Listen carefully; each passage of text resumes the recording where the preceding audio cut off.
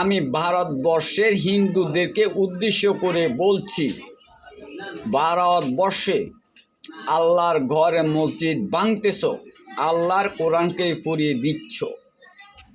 মুসলিম জাতি শীতলের উপরে শীতল, যদি একবার গরম হয়ে যায় গোটা ভারতবর্ষ 1 ঘন্টার মধ্যে দখল করবে, সাথে তোমাদেরকে গরম পানিতে চুবাই চুবাই মারা হবে।